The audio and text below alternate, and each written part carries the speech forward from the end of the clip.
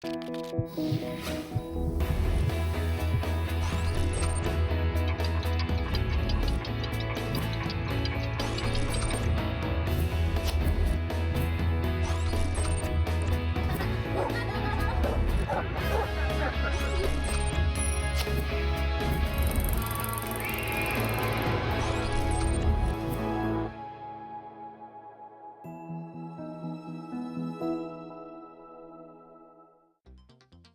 una realidad que en el ámbito de la salud, los programas e información que se ofrecen a los varones han contribuido a cambiar las actitudes machistas que les impiden acudir a realizarse chequeos médicos para prevenir enfermedades propias de su género.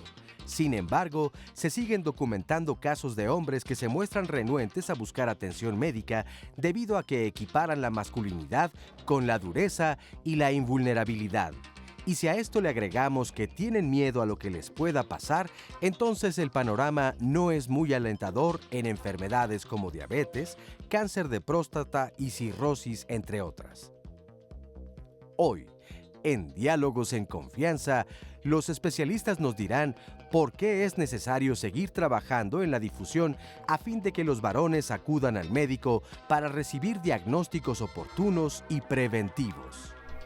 Hola, ¿cómo están? Soy José Bandera Quijano. Qué gusto estar con ustedes un lunes más aquí en Diálogos en Confianza. El tema de hoy corresponde a hombres, pero invito a todas las mujeres, a todas las hijas, las nueras, las sobrinas, a que lo vean para que empujen a los hombres que tengan en su familia a ver el programa y a hacer conciencia, porque es verdaderamente un fenómeno sociológico interesante. Me pasa en el consultorio todo el tiempo que viene un paciente de sexo masculino solo y me cuenta su historia clínica, pero si a la siguiente vez viene con la esposa, tengo que volverla a abrir y rellenarla 70 veces porque él no me dice ni la mitad de las cosas, son invencibles, no les pasa nada, o no queremos enfrentarnos. Somos muy valientes, no queremos ir al doctor, no queremos hacer medicina preventiva. Pero ahí sí les voy a decir una cosa, cuando nos enfermamos, y se los dejo a su criterio, ¿quién llora más, los hombres o las mujeres? Resulta que muchas veces las mujeres son mucho más valientes a la hora de enfrentar la enfermedad. Entonces vamos a hablar aquí de salud masculina, porque es importante que nos chequemos. Oscar, ¿cómo estás? Muy bien, contento de iniciar una semana más aquí en Diálogos en Confianza y por supuesto de participar en un tema tan importante como el de hoy. Así que la invitación es para que nos compartan sus dudas, sus comentarios a través de las redes sociales, tanto en Facebook como en Twitter. Y para poder seguir el programa en vivo en internet, la dirección es www.canal11.mx/diálogos. Y también tenemos en la página de Diálogos en Confianza de Facebook, el Facebook Live. Por si deben salir, entonces allí pueden seguirlo en donde dice vivo, ahí está el Facebook Live. Y desde luego también las llamadas telefónicas. El teléfono es el 51 66 40 00. Decías hace rato y bien, tenemos casa llena hoy, así que nos da mucho gusto recibir a todas las personas que se dan cita aquí en el estudio de Diálogos en Confianza y por supuesto también a quienes nos pueden ver a través de la señal internacional de nuestro canal. Pues estamos listos para arrancar y salimos a la calle a preguntarle a la gente, ¿por qué no vas al doctor? Es un testimonio, vamos a ver qué opinan de ¿por qué no quiero ir al médico? Vamos a verlo. Tengo 59 años y vine por mis resultados del estudio aquí en el CLIDA. Afortunadamente salimos bien. Hace 4 años no me hacía un chequeo. Por cuestiones laborales el tiempo luego lo absorbe uno. En la dependencia donde trabajo nos comentaron que quién se listaba para hacerse de nueva cuenta el estudio y pues yo me apunté. El estudio general aquí en el CLIDA creo es cada 3 años. Esperemos venir en la próxima etapa y si sucede algo pues acudiré a mi clínica familiar. Yo creo que es importante que todos los varones se lo hagan, porque es un estudio general bastante avanzado. Conforme avanza el tiempo, el organismo empieza a tener algunas dificultades para desarrollar bien su proceso. Influye mucho la falta de ejercicio, la alimentación y algunas cuestiones hereditarias. No dejen de hacérselo si tienen la oportunidad, porque lo hubiera no existe. Les voy a presentar a los panelistas que nos acompañan el día de hoy aquí para platicar de este tema interesante. En primer lugar, primero las damas, doctora. Gracias. Doctora María Elena Hernández Espinosa, bienvenida, doctora. Muchas gracias. La doctora es directora de la Clínica de Detección y Diagnóstico Automatizado CLIDA del ISSSTE. Doctora, nada más acláranos para la gente que no sabe qué quiere decir las siglas CLIDA. CLIDA quiere decir Clínica de Detección y Diagnóstico Automatizado. En el medio es mejor conocida como la CLIDA. Okay. Y es una clínica del instituto, del ISSSTE. Perfecto. Doctor Alejandro Alías Melgar, ¿dije bien? Sí, Es urólogo, es subespecialista en endourología, coordinador del Comité de Cáncer de Próstata y miembro del Comité de Cirugía Robótica del Centro Nacional 20 de noviembre del ISSSTE. Bienvenido. Gracias por la invitación. Doctor Roberto Muratalla González, bienvenido. Buenos días. Doctor cardiólogo intervencionista del Centro Médico Nacional 20 de noviembre, también del ISSSTE, miembro de la Asociación Nacional de Cardiólogos del ISSSTE, certificado por el Consejo Mexicano de Cardiología en cardiología clínica y cardiología intervencionista. Y doy una vez más la bienvenida al doctor Eduardo Mateo García. Gracias por estar aquí con nosotros, doctor. El doctor es especialista en medicina interna y es infectólogo. Doctores, si se fijan, abrí el programa diciendo que es un problema cultural. ¿Cómo lo ven ustedes o por qué es esta diferencia entre hombres y mujeres que el hombre no quiere ir al médico? Bueno, en el instituto hay una iniciativa que dio excelentes resultados, como una experiencia de promover y empoderar a los varones a que se hagan un chequeo anual para la prevención y la detección oportuna de enfermedades. Es muy importante. Los varones creen que no se enferman. ¿Por qué es esto? ¿Lo ven ustedes en sus consultorios? Sí, el problema aquí yo creo que también es mucho tabús, cultural. Hemos visto muchos pacientes, por ejemplo, el simple hecho de una revisión prostática, creo que crea mucho conflicto en el concepto de masculinidad, ciertos conceptos que creen que van a ser agredidos. Otra situación, por ejemplo, otro diagnóstico, la disfunción eréctil. No se hablaba hace 15 años, no se hablaba nada. ¿Por qué? Porque era el miedo de ir con alguien, platicar unas carencias de salud. Entonces hay muchas cosas en donde el hombre tiene mucho miedo en tratar de platicar o ser juzgados, y también muchas veces de tratar de diagnosticarse, el miedo a tener realmente algo grave, por ejemplo el cáncer de próstata. Hay gente que sabe que puede tenerlo, pero le da más terror saber si lo tiene o no, y eso creo que es un error. Hemos hablado aquí ya de los miedos y el doctor es urólogo, entonces aquí hay un sesgo porque ahí sí son casi puros hombres en cuanto a estas enfermedades. Yo me acuerdo cuando yo era residente, los urólogos nos decían, dame un cigarro, un día me lo vas a agradecer porque soy urólogo. Ya no fumo, gracias a Dios, y espero no he tenido que ir tampoco al urólogo, también espero que no sea necesario. Pero en el ámbito de la medicina interna y, por ejemplo, situaciones cardiovasculares, ¿qué sucede? Ustedes ven lo mismo que yo veo en el consultorio entre hombres y mujeres, que la mujer va con mucha más información o con más prevención. ¿Cómo lo ven? Pasa mucho, como ya mencionó el doctor, hay todavía mucho problema en aceptar, ciertas enfermedades. Sigue muy prevalente esto del que nada sabe, nada teme. Mucho que pasa con las enfermedades cardiovasculares o factores de riesgo como la diabetes y la hipertensión, que son enfermedades que al inicio, la verdad, no se siente nada y así lo describen, Los primeros síntomas de estas dos enfermedades pueden ser un evento cardiovascular, llámese un infarto o una embolia cerebral, o problemas de ceguera, varias cosas de estas. Entonces, al no sentir nada, el paciente no va. Tenemos la mala costumbre de ir al médico solo cuando estamos enfermos, cuando lo ideal es que al menos una vez al año se vaya al médico a revisar si todo está bien. Doctor Mateos, ¿usted cree que haya cambiado un poco en los últimos años la cultura de la prevención aquí en México, sobre todo en el ámbito masculino? Yo creo que en el ámbito masculino no es tanto, porque como ya lo mencionaron, estamos todavía sometidos a un esquema muy tradicional, ¿sí? En que el hombre es el fuerte, el hombre es el que nos enferma, etcétera, ¿sí? Y tan es así que se refleja mucho en la expectativa de vida. La expectativa de vida femenina es mayor en algunos años que la masculina. Entonces todavía yo creo que hace falta ponerle un poquito más énfasis a la atención masculina. Hay ginecólogos, no hay prácticamente andrólogos, ¿sí? Realmente, como comentabas, pues los urólogos son los que más ven un aspecto de la salud masculina, ¿sí? Pero falta todavía abordar el esquema de una manera integral. Yo creo que ese es el objetivo definitivamente del día de hoy aquí con nosotros, hacernos conscientes. Y todos los lunes tenemos un común denominador. Siempre decimos en todas las enfermedades que vemos que mientras más temprano la detectes, va a ser mucho más fácil tratarla e inclusive detectarla desde antes de que aparezca. Ya comentó el doctor que hay enfermedades serias, cardiovasculares o como la diabetes, enfermedades metabólicas, que tú las puedes detectar muchas veces por laboratorio o por algún estudio antes de que den ninguna sintomatología. Y aquí es el momento en donde debe de uno checarse. Y Oscar, te veo con ganas de decirme algo. Es que fíjate que ya tenemos un comentario interesante, nos dice Patricia, mi esposo siempre deja que lo lleve al médico. Hace 7 años le detectaron asma, algo que siempre tuvo y que nunca fue tratado, además, ni con su mamá, desde luego, ¿no? Y apenas hace 7 años que se puso mal y fue a dar al hospital, lograron diagnosticarle el asma, ya que le daba pena decir que siempre se había sentido muy mal para poder respirar. Algo tan básico como eso, pero es por eso que lo comentamos, por eso Claro. es importante hacerlo ver. Y otro comentario también de Nelly nos dice, a mí me enferma ver cómo la mayoría de los hombres se rehúsan a prevenir enfermedades, van al médico solamente cuando ya es tarde, cuando están muy graves, y en ocasiones ya se puede hacer muy poco por ellos, ¿no? Porque ya es tardío y no hay un diagnóstico temprano. Yo creo que la palabra clave que mencionaste es les da pena. Que yo creo que justamente, qué bueno que estamos teniendo este programa y qué bueno que se llama Diálogos en Confianza, porque aquí no tenemos pena. Aquí definitivamente queremos hablar de todo y que ustedes nos escriban, se sientan cómodos para preguntar las dudas y saber qué hacer. Vamos a lanzarnos a aprender a prevenir enfermedades. Tenemos una cápsula de cuál es una evaluación general en el sexo masculino. Vamos a ver qué es lo que están haciendo ustedes para detectar enfermedades antes de que aparezcan o en estadios tempranos de estas. Vamos a verla.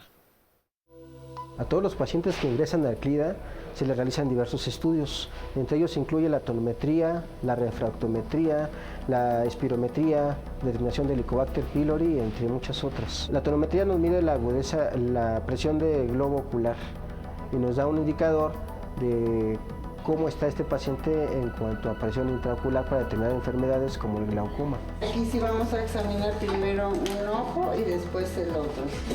La refractometría nos permite medir la agudeza visual, de tanto la esfera como el ángulo y qué capacidad visual tiene nuestro paciente. Muy bien. ¿Listo, señor?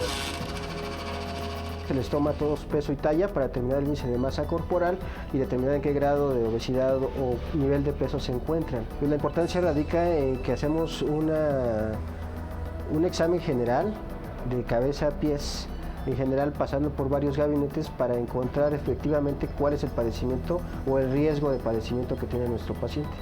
Tenemos a pacientes aparentemente sanos, mayores de 35 años, en activo del instituto, y a todos los que vienen se les realizan las mismas pruebas. Pues que los pacientes acudan, sobre todo los hombres, que acudan al CLIDA a hacerse sus estudios, porque muchas de las veces, sobre todo los hombres, tenemos ese estigma de no presentarnos porque nos sentimos bien, y hasta que nos sentimos mal acudimos a la consulta médica. No tenemos esa cultura de la prevención, y entonces ya cuando tenemos un problema, pues muchas de las veces ya son problemas graves. La clave del día va a ser prevención y acabo de recibir un mensaje ahorita al teléfono que me da mucha risa de Martín, que nos escribe Antonio nos escribe desde España, que dice, una copa de vino al día es lo que nos mantiene sano. Ya vamos a hablar del vino, claro que no es la ocasión ideal, pero vamos a ver que también tiene implicaciones y mandamos un saludo muy especial. Doctores, ¿cómo eligieron, doctora, en el ISSSTE qué valorar específicamente en el hombre? ¿Cómo se decidieron o qué factores de riesgo o qué enfermedades son más comunes en sexo masculino? Porque de toda la cantidad de enfermedades habría que escoger cuáles podría tener más impacto. Bueno, el modelo de atención de CLIDA nace en 1975, entonces tenemos más de 40 años con este modelo de atención preventiva, y para los varones tenemos en específico, obviamente, toda la biometría hemática completa, la química sanguínea, y los marcadores tumorales como es el antígeno prostático específico. Estos son en sangre. En sangre. El examen general de orina y todos los estudios que mencionaba el jefe de enfermería que acabamos de escuchar. Estos estudios, ¿por qué específicamente vimos que hay estudios cardiovasculares? ¿Qué tan frecuentes o cuál es el riesgo en comparación hombre-mujer de enfermedades cardiovasculares? Bien, el análisis que se hizo fue algo epidemiológico, por supuesto, y fue evaluar cuál es la principal causa, sobre todo de mortalidad en los mexicanos. Ya es bien sabido que la enfermedad cardiovascular es la primera causa, aunque hay unos sesgos ahí que aparecen que la primera causa es la diabetes, pero realmente los pacientes diabéticos terminan falleciendo por problemas cardiovasculares en la mayoría de las ocasiones. Es Son pocas las condiciones en las cuales un paciente diabético muere como tal de diabetes, vaya, por una descompensación de la misma. Realmente terminan falleciendo por complicaciones de ella y las principales son las cardiovasculares y las cerebrovasculares. De ahí que, vaya, parte del programa haya sido el hacer la identificación de estos factores de riesgo que te llevan a enfermedad cardiovascular. Ya decíamos la diabetes, la hipertensión, el tabaquismo, por supuesto, alteraciones en los colesteroles. Me refiero a alteraciones porque tan malo es como que esté el colesterol malo elevado, como que el colesterol bueno que nos protege esté bajo. Y eso es porque somos muy sedentarios. Y también cuestiones como la alimentación. Los mexicanos comemos muy mal. Yo creo que ese es un punto muy importante, pero hablando de 3 factores que mencionaste, la diabetes, las enfermedades, los problemas de los lípidos, de las grasas, del colesterol, y otro más mencionaste, la hipertensión. Y la hipertensión, que son silenciosos en muchos de sus inicios. ¿Cuántos años, doctor, puede llegar a pasar un paciente antes de que manifieste ninguna sintomatología y ya estar con alteración de colesterol o estar con alteración en la glicemia o alteración cardiovascular, hipertensión, por ejemplo? Sí, el problema es que son, ¿cuántos exactamente? No sé, son muchos años. Nadie sabe para atrás cuánto fue. Alguien puede empezar a tener problemas de dislipidemia, de colesterol, de hipertensión a los 20, 30 años y manifestarse por una complicación grave a los 50, 60. O sea, pasan muchos años para que esto ocurra en la mayoría de los casos. Y también de lo que comentabas, sí hay algunas diferencias entre hombres y mujeres en cuestiones cardiovasculares, ¿no? Particularmente los hombres antes de los 50 años tienen más episodios cardiovasculares, llámese infarto de miocardio, que las mujeres. Las mujeres tienen cierta protección por estrógenos, ¿sí? Que los hombres no tienen. Ya después la frecuencia se va igualando, pero sí es más notorio los problemas en hombres más jóvenes. En cuanto a factores de riesgo, doctor, urológicos, ¿hay algo importante? Sí, complementando lo que dijo la doctora, creo que es muy importante saber que hay muchas patologías que no hay síntomas. La gente, por ejemplo, en pacientes masculinos ya de alta edad, se acostumbran a orinar mal y por eso también tardan en acudir a un diagnóstico. Entonces, ya se presenta sintomatología, pero no van al doctor. Se dicen, estoy orinando mal, pero se acostumbran a tener alteración. Ahorita nos va a explicar el doctor qué tipo de alteraciones puede haber en las vías urinarias. Y el hecho de acostumbrarte, como digo yo, el dormirte en tus laureles cuando ya tienes algo, te puede llevar a algo mucho más serio. Vamos a regresar ahorita de este corte a platicar sobre qué factores de riesgo, ya se han mencionado unos, pero vamos a checar y que ustedes que están en casa y ustedes que están aquí hagan una lista. ¿Qué factores de riesgo tengo yo para presentar algunas de las enfermedades que hemos mencionado? Vamos a un corte y regresamos con ustedes. Ya volvemos.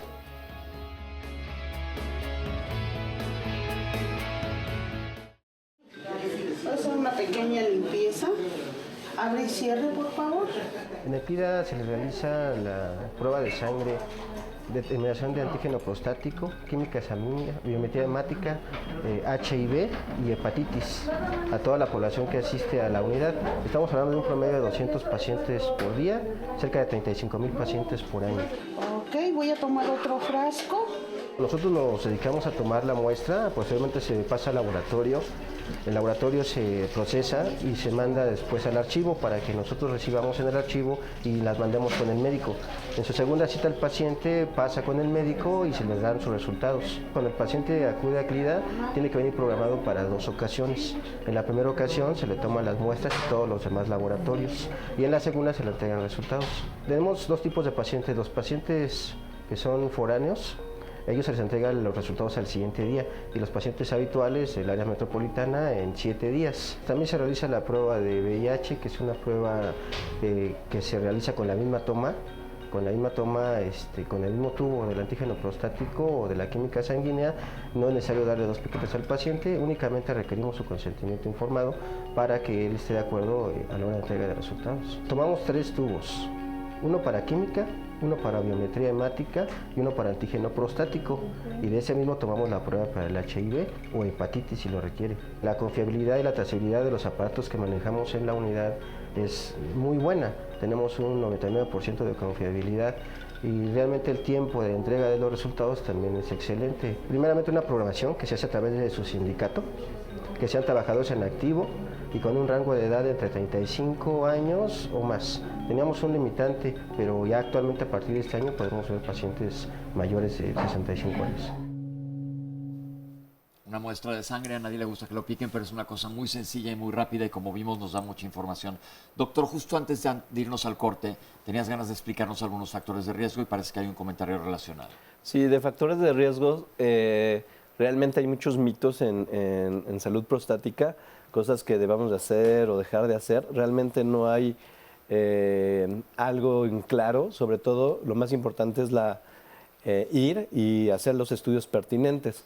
Factores de riesgo claros, sobre todo ya considerados, es el envejecimiento, el que uno vaya envejeciendo, provoca más lo que es el cáncer de próstata. Y después de los 50 años, digamos que hay dos patologías importantes, que sería el crecimiento de próstata y el cáncer de próstata. El cáncer de próstata también es importante diagnosticarlo, por ejemplo, si hay familiares directos, padres o abuelos, es importante iniciar el escrutinio del cáncer de próstata a los 45 años. Después de los 50 años, ¿qué es lo más importante? Es saber qué tan crecida está la próstata y qué probabilidades hay de cáncer. Porque aunque son dos patologías parecidas, son patologías independientes. ¿Cómo miden qué probabilidad hay de cáncer? Es, por ejemplo, aquí lo importante es que sepan las pacientes, es que muchas veces creen que una próstata grande es igual a cáncer. Eso es independiente. El cáncer se puede presentar en próstatas chicas, medianas o grandes. Y las probabilidades se obtienen haciendo estudios con el antígeno prostático, pero el antígeno prostático no excluye a lo que es el tacto rectal. El tacto rectal sigue hoy en día teniendo o dando mucha información porque el antígeno prostático puede fallar hasta en un 20-23%.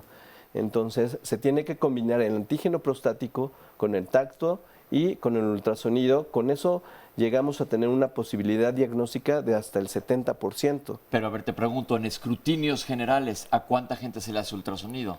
No, aquí lo importante es empezar con el antígeno y de ahí partir para ver si requieren ya el seguimiento con el urólogo. Entonces, al igual que en todos los estudios, depende de lo que te arroje el estudio inicial para ver si amerita un estudio o no. Oscar, tenías un comentario en relación a urología. Sí, exactamente. Nos dice Alejandra, cuando un hombre hace pipí con sangre, ¿qué enfermedad puede tener? Él no se quiere atender. Ya le pusieron una sonda y lo único que hizo fue quitársela. Bueno, aquí lo que comentábamos anteriormente, mucha gente realmente, ¿por qué no va al médico? Que era una de las preguntas al principio. La gente se acostumbra a orinar mal. La gente, por ejemplo, cree que orinar 5 o 7 veces en la noche es algo normal. ¿Por qué? Porque son enfermedades tan progresivas que la gente se va acostumbrando a eso. El que ya tenga, por ejemplo, sangre en la orina, pueden ser patologías tanto prostáticas como tumores en la vejiga, tumores en la vía urinaria. Entonces, todos los pacientes mayores de 60 años, 55 años, que llegan a tener presencia de sangre en la orina, tienen que ir a una valoración para descartar cosas importantes que son los tumores, que sería lo más importante. Y hay otras causas de sangrado por vías urinarias que también tienen que descartar, porque no necesariamente tiene que ser algo tumoral. Sí, claro. O sea, los más importantes que condicionaría o pondría en riesgo la vida del paciente serían las cuestiones oncológicas. Pero obviamente también hay patologías inflamatorias que podrían, por eso es la importancia de acudir a una valoración, porque entonces, el paciente no puede saber. ¿Qué es? Entonces la respuesta aquí, básicamente, a quien nos escribió este comentario es, ve a un urólogo, por favor, hoy. No te esperes más. Doctores, ¿a partir de qué edad debería un hombre empezarse a hacer este tipo de estudios y chequeos? En CLIDE lo hacemos a partir de los 40 años. A partir de los 40 años. ¿Y con qué frecuencia? Anual. Y sí es importante que yo mencione que durante el 2016 atendimos a casi 8,000 varones y a 7,000 se le hicieron el antígeno prostático. Ajá. De eso nos dio cerca de 400 de esos varones fueron referidos al segundo y tercer nivel porque encontramos cierta patología. Es decir, de estos 17,000, 8,000. De estos 8,000 a 400 que no sabían que tenían, les sabían. encontraron alguna alteración Así es. y fue necesario que fueran, como platicaba el doctor, referidos al siguiente siguiente nivel. para darles su seguimiento y una atención oportuna. es decir, si no se hubieran estas personas estudiado, estos 400 personas Así es. no hubieran dado con un diagnóstico oportuno, no sabemos ahorita específicamente cuál fue el desenlace de cada uno de ellos, pero estos 400 traían algo que ameritaba estudiarse Así es. y se detectó oportunamente. Y esto podríamos ser tú o yo, cualquiera de los que estamos. En cuanto a demás enfermedades, se habla de 40, otros hablan de 45, de 50 años. ¿Qué opinión tienen? Se habla de factor de riesgo como edad para enfermedad cardiovascular en hombres mayores de 45 o 55 años y mujeres mayores de 65 años. Sobre todo la mujer cuando llega a la menopausia y pierde esta protección que hablaba el doctor sobre la protección estrogénica. De hecho, antes se decía que el riesgo en la mujer se igualaba a la del hombre para tener enfermedad cardiovascular. Ahora sabemos que tienen más riesgo que incluso los hombres después de esta cierta edad. Entonces, por eso se toman, a partir de los 40 años, empezar a hacer ese tipo de escrutinios.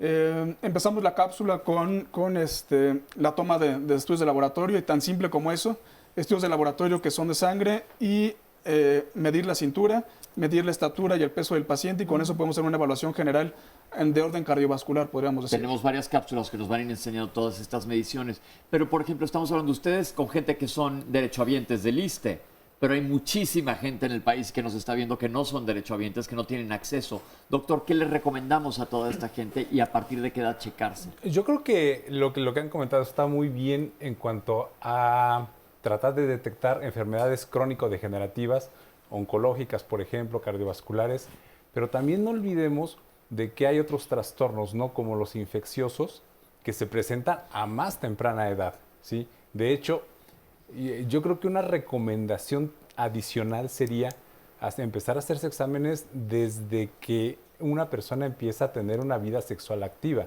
porque tenemos muchísimos pacientes menores de 25 años con enfermedad por el virus de la inmunodeficiencia humana o por hepatitis, ¿sí? Además de enfermedades de transmisión sexual.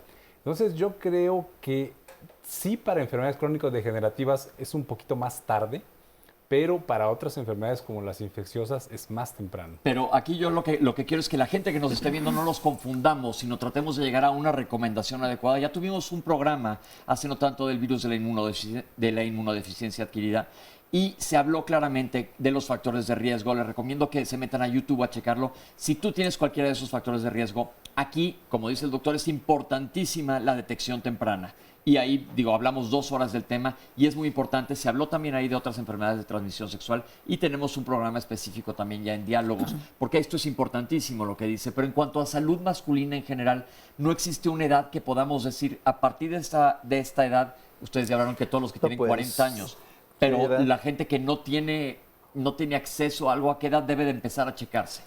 Pues es que realmente para patología prostática ya está bien descrito. Realmente son 45 años, el CLIDA está haciendo 40, realmente puede ser válido, pero ya hay consensos mundiales en donde ya la edad, países están cambiando la situación de ver qué edad, pero para México creo que 45, 50 años, dependiendo que tenga o no tenga factores de riesgo que son familiares, es lo adecuado.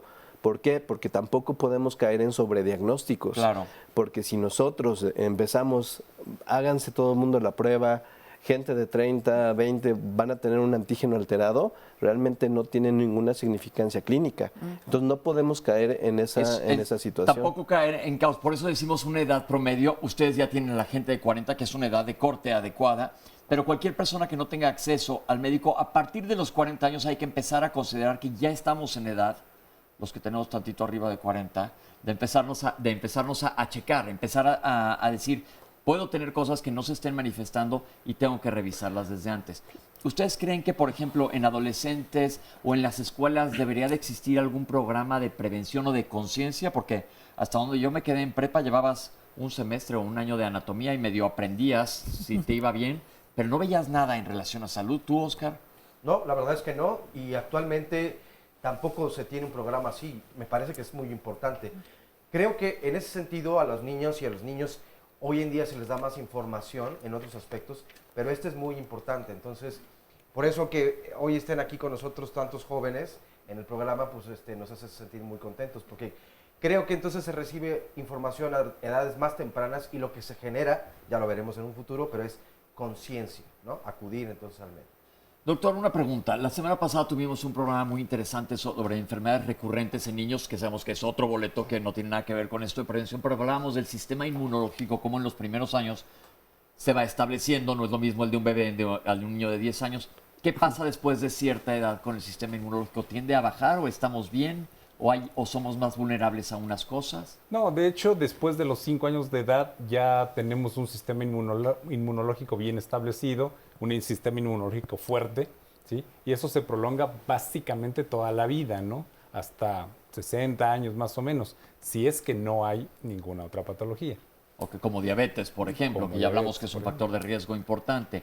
Entonces, en cuanto a enfermedades infectocontagiosas, básicamente son exposicionales y factores de riesgo específicos para la enfermedad los que tiene que uno conocer para Claro, saber qué buscar. claro. Ustedes piden, estoy viendo que en exámenes generales a todo mundo le piden un HIV. Así es. Bueno, siempre y cuando el paciente acepte el consentimiento informado. ¿Del HIV se sigue necesitando tener un Sí, consentimiento sí, informado de HIV? lo marca la norma. Ok.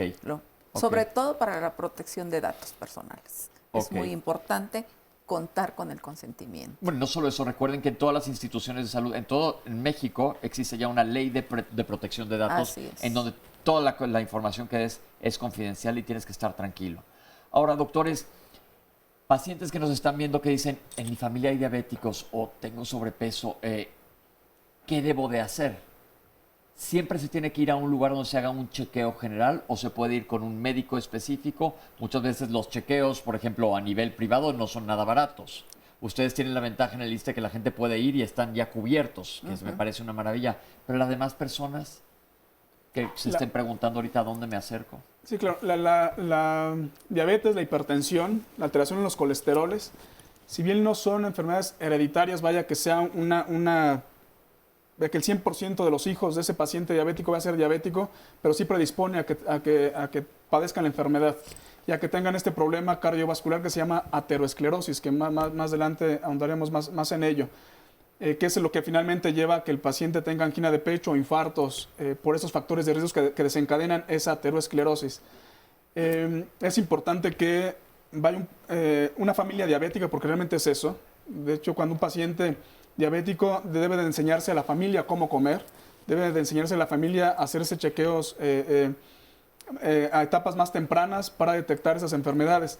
Se habla de que un paciente diabético empezó con la enfermedad de 10 hasta a veces 15 años o con los problemas ya de la glucosa previo al diagnóstico. Lo mismo con la hipertensión.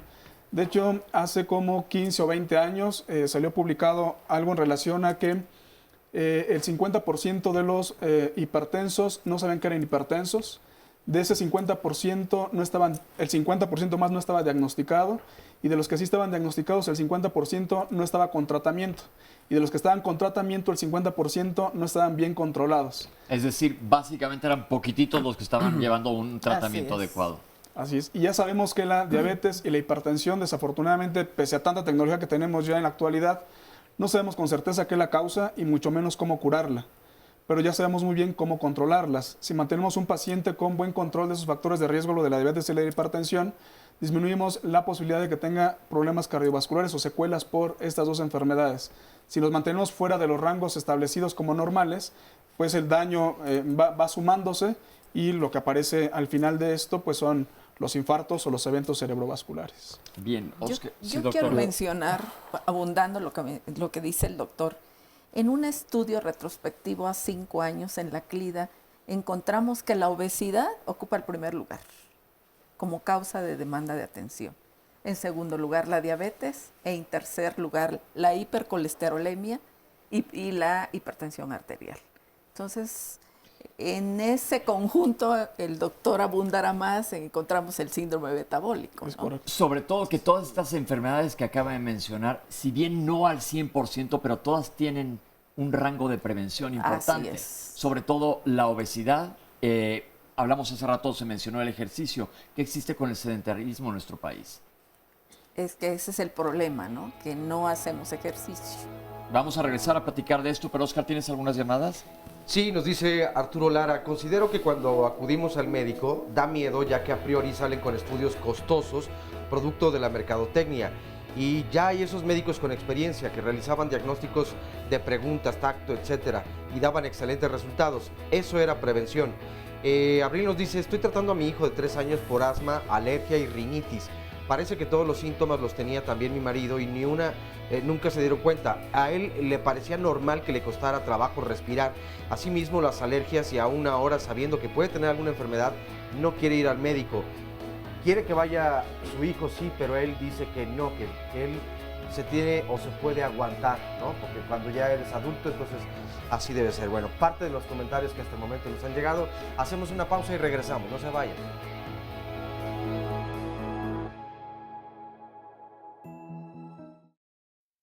El antígeno prostático como tal es una prueba específica que le hacemos a los varones aquí en la clínica.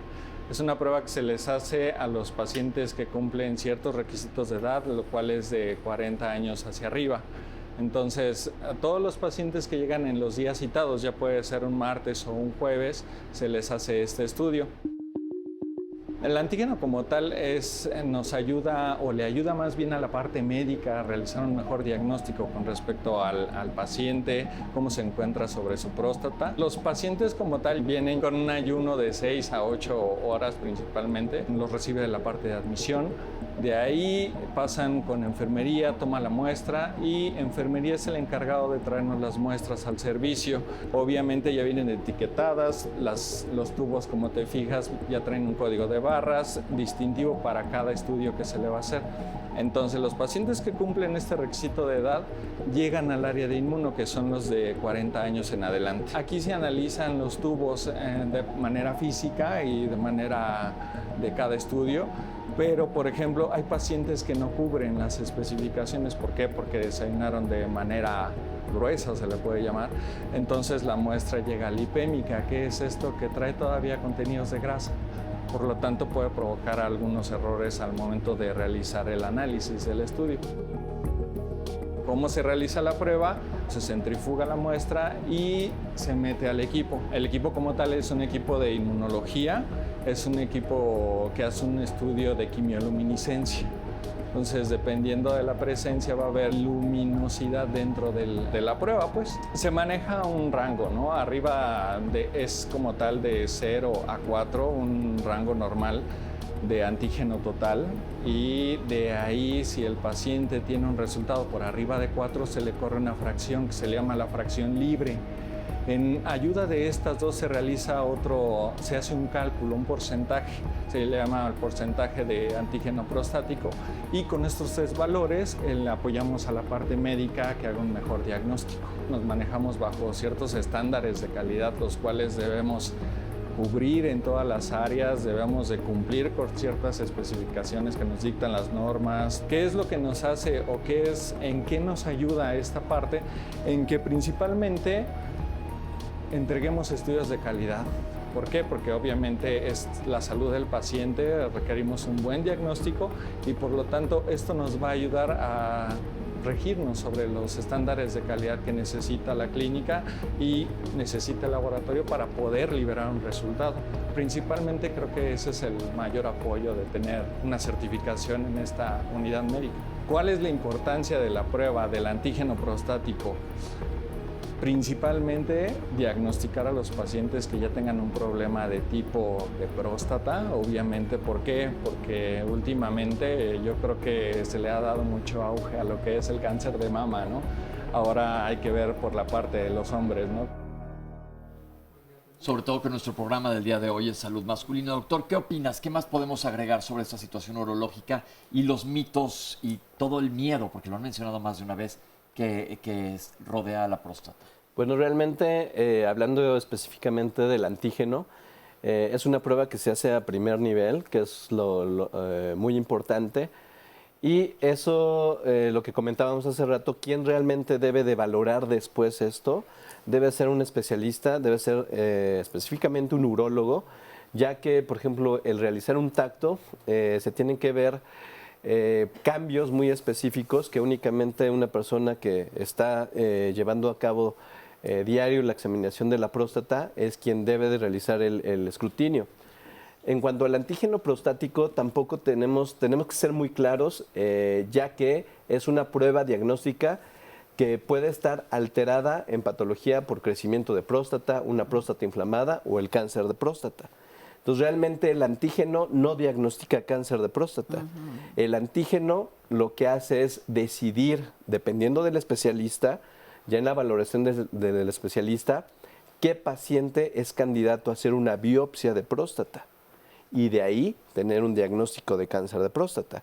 Pero el antígeno realmente puede tener ciertas variaciones por crecimiento, infecciones, piedras en la orina. Entonces, realmente es una prueba que ayuda a valorar quién podría estar en riesgo. Volvemos a lo mismo, estamos en escrutinio ahorita. Ya tuvimos también un programa de cáncer de próstata, por si lo quieren ver, lo pueden buscar en YouTube, en Diálogos en Confianza. Pero lo que dice el doctor es muy importante, hay un primer nivel de atención, que es con quién te acercas. Ya vimos que en el ISSSTE tienen dónde, y ahorita les voy a preguntar, porque muchísima gente está hablando que nosotros no tenemos ISSSTE, ¿qué hacemos? ¿A dónde vamos?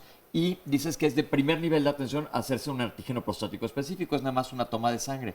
Pero dices que el tacto rectal lo debe de realizar un urólogo. ¿En primer nivel de atención en el ISSSTE lo hace un urólogo? No. Entonces, ¿cómo le hacemos? Eso realmente, cuando un antígeno debe de estar alterado, ya lo envían a segundo o a tercer nivel, en donde ya hay especialistas a nivel de urología. Pero la pregunta es, ahí nos estamos contradiciendo un poco con hace rato. Dijimos que hay que hacerse un tacto rectal. Sí, con especialistas. Entonces ya no es primer nivel de atención. No, el primer nivel de atención sería lo que es el antígeno prostático, básicamente. Porque eso es lo que es importante. Porque, como dice el doctor, tiene que hacer el tacto rectal una persona que haga tactos rectales, que hace un urólogo o un gastroenterólogo que continuamente lo hace. Eso es muy importante porque muchas veces hacer un escrutinio de próstata, la gente cree que directamente va a ser un tacto rectal. Creo que lo primero es acudir a primer nivel, en donde se hace la prueba de sangre y ya se valora si realmente requiere realizar algún otro examen, que dígase el ultrasonido, dígase el tacto rectal.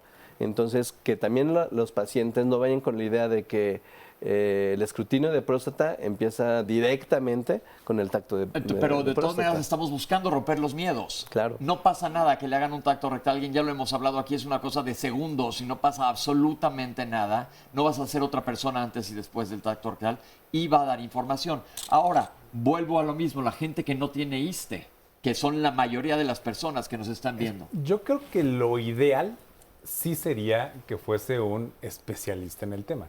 Sería lo ideal. Sin embargo, la realidad no es esa. La realidad es que hay desde la medicina de primer contacto o medicina general que se debería hacer y ese médico debería estar capacitado para hacer un tacto rectal. Y desde ahí pasamos a medicina interna, la especialidad que sea. ¿Sí? Claro, el asunto es que no hay quizá los suficientes urólogos en el país o no están en todos lados del país para poder realizarlo. Sí sería lo ideal. Y no están en un primer nivel de atención, ya sea ISSSTE, Seguro, Salubridad, inclusive los Institutos Nacionales de Salud tampoco entras directamente y vas al urólogo, tienes que pasar por medicina interna Hay primero. filtros. Pero lo que queremos hacer aquí es crear conciencia que si ya tienes cierta edad, te cheques. El antígeno prostático específico es un examen de sangre. Así es. Es un examen de sangre que se puede hacer casi en cualquier lado, en donde tú estés afiliado, o si no estás, existen muchísimas clínicas y puedes solicitar que se te haga en centros de salud también. Y como decía, realmente uno de los pacientes que se comunicó, no estamos generando pruebas carísimas. Realmente el antígeno prostático también es de fácil acceso económicamente, creo que es una prueba que no es tan costosa y que gente que no tenga ISSSTE, IMSS, se la puede realizar. Realmente lo costoso sería ya en un momento el tratamiento. Pero eso ya sí pasamos a otro nivel y eso ya se vería en otro pero el momento. diagnóstico no hay En cuanto problema. a diagnóstico y prevención es donde estamos. Oscar, ¿qué dice la gente? Un anónimo nos comparte, mi esposo es diabético y ya se lo diagnosticaron. Él no acepta tomar medicamentos. Quisiera que me pudieran hablar un poco acerca de esto. Juan Flores, veo que solo tienen personal del ISSSTE, yo tengo seguro y también sería muy importante saber los servicios que ofrece precisamente el Seguro Social. Carmen Bautista, comentaron que los exámenes de CLIDA se hacen en el ISSSTE, pero solo a personas que estén activas laboralmente. ¿La gente pensionada o jubilada ya no tiene derecho a él? ¿Qué hay con los beneficiarios? Mi esposo e hijos, ¿aún tenemos derecho? ¿Tienen derecho? Bueno, les comento. Durante el 2016, nuestro procedimiento de atención preventiva en la CLIDA se modificó, actualizándolo a ofrecer la atención preventiva, médico-preventiva, a partir de los 25 años a trabajadores en activo que cotizan el servicio médico al ISSSTE, a pensionados y a jubilados. Entonces, sí tenemos que reafirmar y confirmar que efectivamente sí atendemos a pensionados y a jubilados. Sí, y ahora en general en cuestiones del IMSS o de institutos, creo que también se maneja de una manera similar. O sea, ya a nivel de clínicas del IMSS, tienen de atención primaria. Tienen atención primaria, entonces realmente el concepto de salud en México es un poco homogéneo en algunos parámetros. Claro. Muy bien. Y sobre todo como paciente tú tienes derechos de decir, me quiero estudiar, que eso es importantísimo. Claro. Pedro Almendra, ¿cómo puedo obtener una cita para el CLIDA? Donde hacen muchos estudios a los hombres y también me gustaría que hablaran de la fimosis, de la enfermedad fimosis. Celia Arenas, mi marido se atiende en el ISSSTE, él está diagnosticado con bradicardia. Una vez se desmayó y me costó mucho trabajo para que fuera al ISSSTE y cuando decidió ir el médico no le mandó a hacer estudios. Lo único que le dijo es que se cuidara. ¿Qué puedo hacer para que lo atiendan entonces en el CLIDA? Camerino Zamora nos dice, yo casi no voy al médico porque cuando voy por un catarro o por un dolor en el abdomen o por un dolor en el pecho o cualquier dolor en el ojo, dicen los médicos que no tengo nada y me dan solamente una pastilla que me mejora mucho y que me vaya a mi casa. De un tiempo para acá he oído eso de la prevención, pero antes no ponían atención en ello. Ahora con la prevención seguimos igual. Raúl nos dice, yo pienso que el machismo evita que se detecte el cáncer oportunamente. No permiten que se les haga el tacto rectal. Yo voy cada 3 meses al médico. Muchos hombres creen que perderán su hombría si se hacen un chequeo prostático. Yo veo diario el programa desde Chicago y muchas gracias por la información que siempre nos proporciona. Pues gracias a ti, Raúl, por vernos, por seguirnos y por asistir al médico. Nos dice Juana María Carrión, quisiera saber si saben, el estudio de CLIDA está contemplado para los jubilados, justo acaban de responder, así es. Elena, noto que están hablando sobre la prevención de las enfermedades de los hombres. Yo siento que es más bien como algo cultural o algo más bien por herencia. La actitud de los hombres en cuanto a esos aspectos de la salud, por ejemplo, en mi caso, mi suegro no acude al doctor por el hecho de saber que tiene una enfermedad relacionada y mi esposo incluso también. Entonces considero que es algo generacional. A ver, ¿qué más podrían ampliar al respecto acerca de este tema los especialistas? Y felicitaciones por el programa. Por otro lado, también nos dice, esto es en Twitter, nos dice también Hilaria Medina, mami siempre por delante, después esposa o hijas, llevando al varón a checar como el eterno niño. Mujeres, reeduquemos entonces a los hombres, porque los maleducamos, no haciéndolos responsables, y ni aún en anuncios, por ejemplo, se refiere a la disfunción eréctil, en estos comerciales de los medicamentos que están, que recomiendan, dice, ni ahí salen hombres enfermos, como evitar la imagen de que el hombre se deteriora y se enferma, y claro que nos pasa. Y también somos cobardones, porque para las inyecciones, por ejemplo, una muestra de sangre, yo creo que los hombres normalmente somos los que menos estiramos. Las mujeres son más valientes en ese sentido. Por otro lado también, este comentario es algo extenso, pero me parece importante. Nos dice Hank Flores, tengo cáncer de próstata con metástasis de cadera, con osteoartrosis degenerativa. Me hice un antígeno con resultado de 265. El médico me dijo que si había tenido sexo antes, le dije que 2 días antes y dijo que por eso había salido alto y 1 año después llegué a 835. Las molestias de cadera me decían que era por sobrepeso o por una lesión de la que yo no me di cuenta y me mandaron a cirugía por hernia inguinal. Al final ya no tengo articulación en la cadera, estoy propenso a que se me rompa la misma durante todo el proceso. Antes del diagnóstico de cáncer tuve muchas infecciones en vías urinarias sin que me les diera importancia y pese a la insistencia solo dicen si no mejora queda abierta a urgencias. Increíble la poca ética en ocasiones de algunos médicos. ¿Algo más, Oscar? Recuerden que todas las preguntas y todos los comentarios los estoy yo aquí escribiendo y los vamos a comentar hacia el final del programa, si no es que salen durante la conversación ahora. Por ahí este buen comentario también de Ari Guirrión nos dice: en las instituciones no se tiene el cuidado de la educación hacia los hombres. La medicina preventiva es mal vista hasta por los directivos. Como médico, si mando un estudio preventivo, recibo una llamada de atención porque, entre comillas, no lo necesita. Como en algunas instituciones o tal vez en algunas empresas o compañías que tienen justo este servicio, dicen, mira, si nos lo podemos evitar, mejor. Sucede mucho inclusive con las compañías de seguro que dicen si no tiene nada no se le va a pagar, pero de todas maneras yo espero que esto y nosotros estemos ahorita contribuyendo a cambiar esta manera de pensar, porque a fin de cuentas la prevención es mucho más barata en todos los sentidos, mucho más barata económicamente, emocionalmente, de la salud, en cuanto a salud también, porque si llegas a prevenir algo, te estás ahorrando una pesadilla a todos niveles. Entonces nos veo con ganas de comentar algo. Yo quiero comentar cuando se refieren a cómo es la programación en la CLIDA. La programación en la CLIDA se hace a través de acuerdos de colaboración con los 325 representaciones sindicales que tiene el instituto.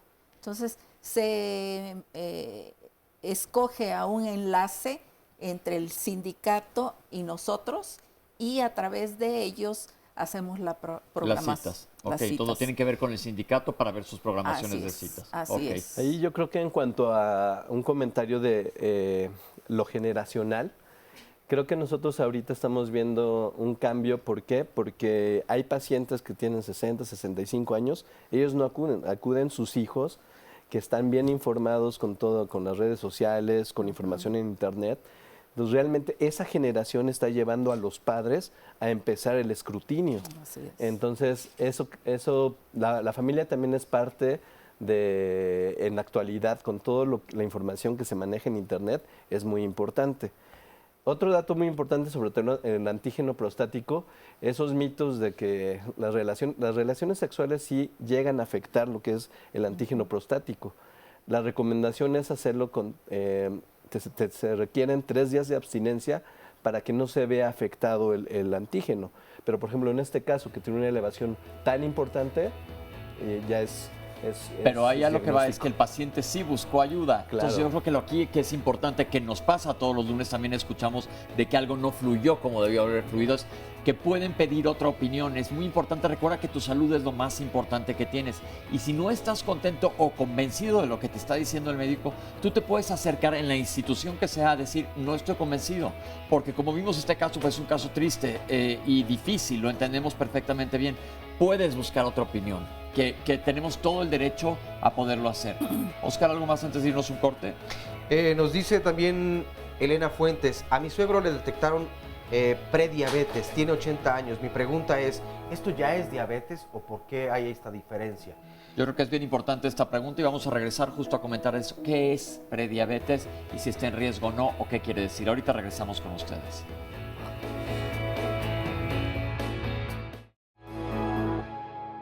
Los varones creen que no se enferman.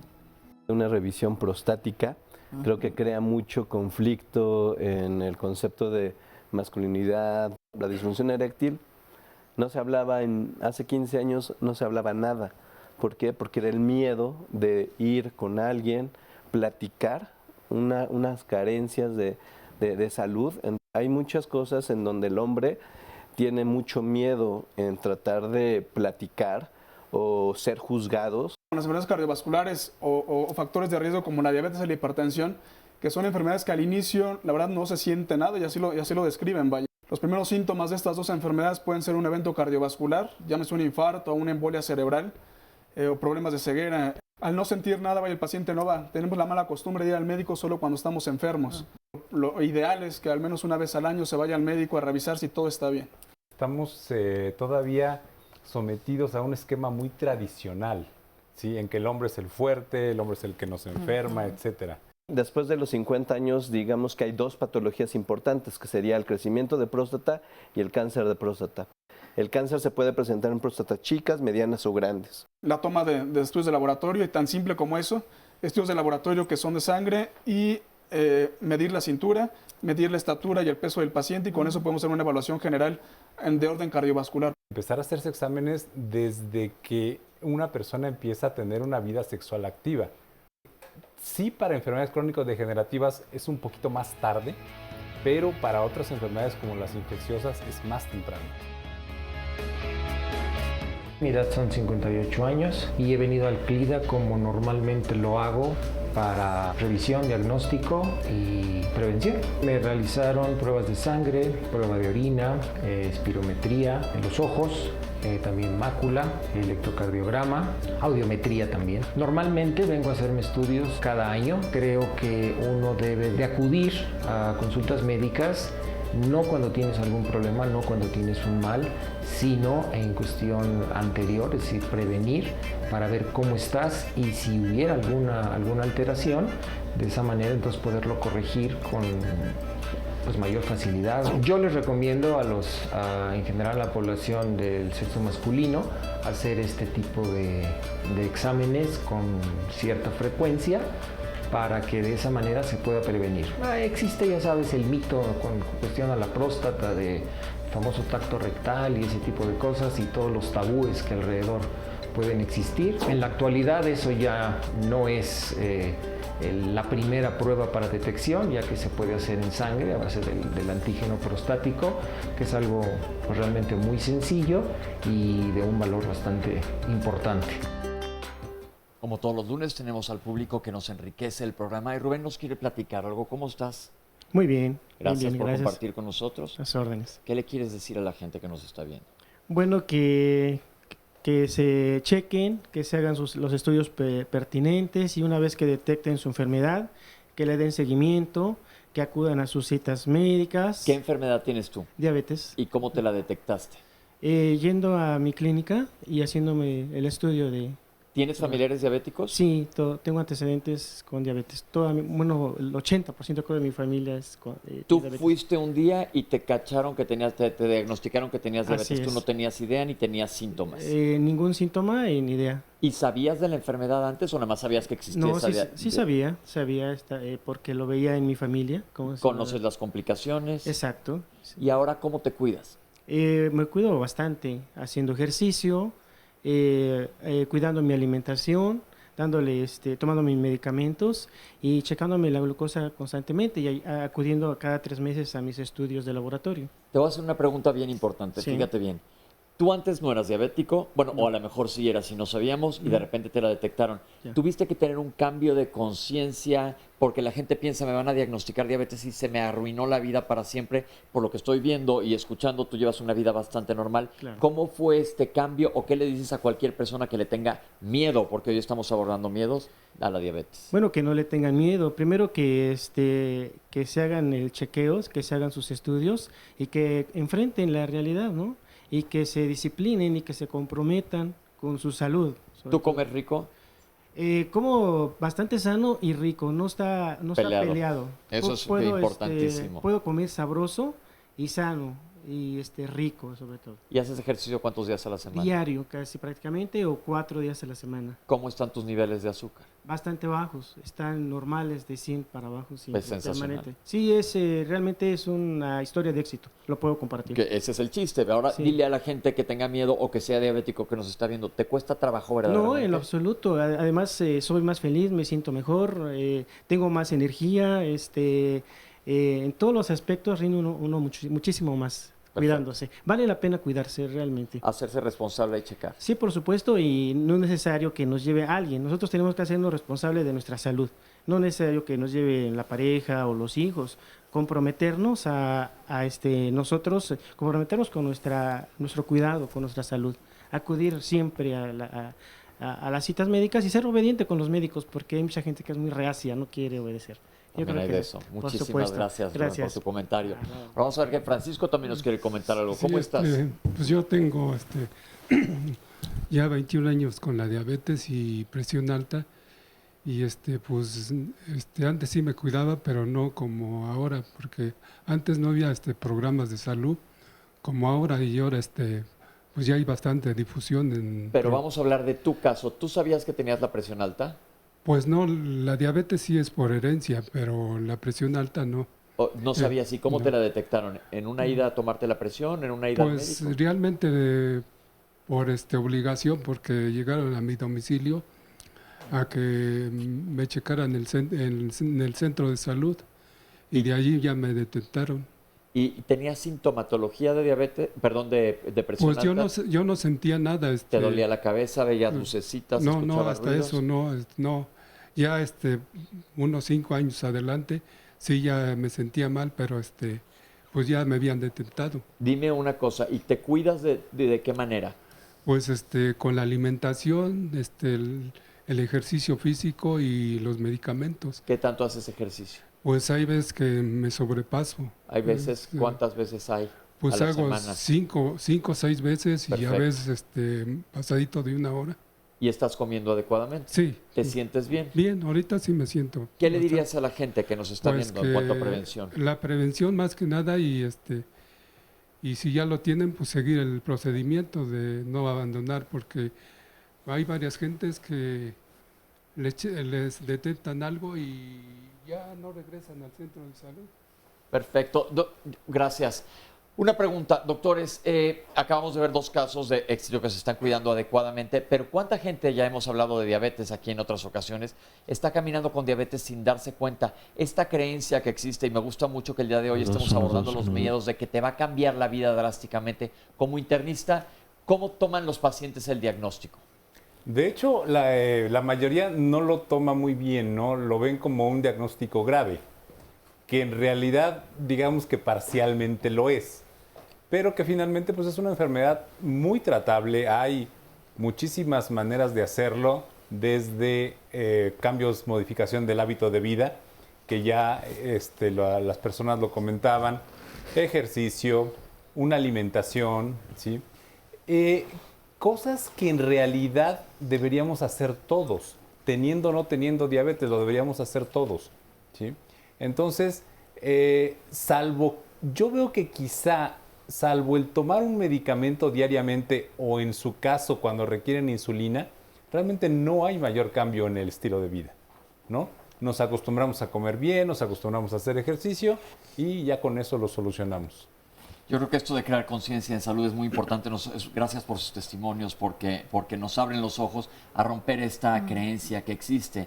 Ahora, en cuanto a enfermedades cardiovasculares, también pueden pasar muchos años antes de que se presente. Tenemos una cápsula que habla de que lo que es el electrocardiograma y la audiometría, que también lo checan, que es importante, que vamos a hablar un poco de esto ahorita. Pero en cuanto a factores de riesgo de enfermedades cardiovasculares, existen muchos en México que antes no se conocían, y la gente oye un electrocardiograma y dicen, ¿qué es esto? Suena como una cosa muy elaborada.